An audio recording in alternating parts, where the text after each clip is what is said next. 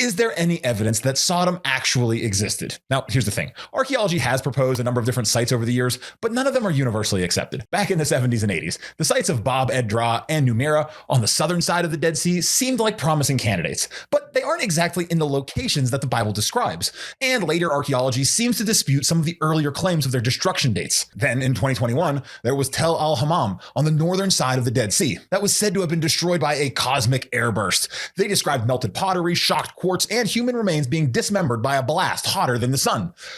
However, that paper was brought under a lot of scrutiny, and finally it was retracted in 2025 after some of the data was deemed to be falsified. So instead of arguing about the excavation layers, we can learn a lot by looking at what ancient historians and geographers said about this region. Two key voices, Strabo and Josephus.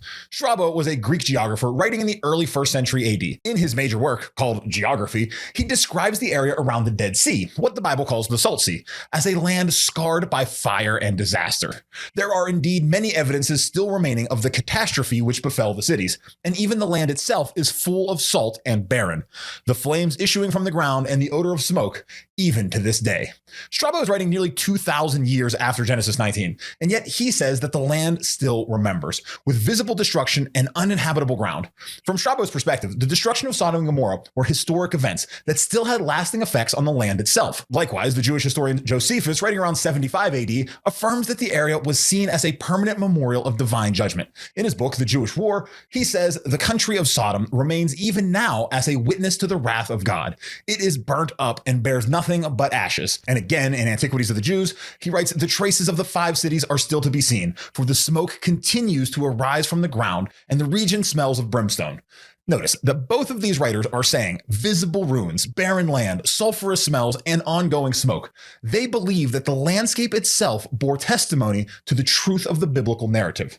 And here's what's fascinating. The geography of Genesis 19 matches the descriptions of the region that Strabo and Josephus report. Genesis 19:28 says, Abraham looked down and saw the smoke rising from the land like smoke from a furnace. Genesis 13:10 describes the plain of the Jordan as lush before the judgment. The Dead Sea region is still one of the most barren, salty, and lifeless places on Earth, rich in bitumen, sulfur, and unstable geographical features. Even today, visitors see salt formations along its shores, and the surrounding landscape is pockmarked with sinkholes, reminders of a land forever altered. So, do we have an exact GPS coordinate that says, welcome to Sodom?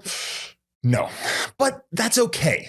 What we do have is something perhaps even more powerful. We have geography that fits the biblical story, historical memory of a catastrophic destruction, ancient reports from respected Greek and Jewish historians, and a land that even now looks like a place marked by judgment. And that's where we begin our journey in Genesis 19, with a landscape that quite literally remembers what happened there.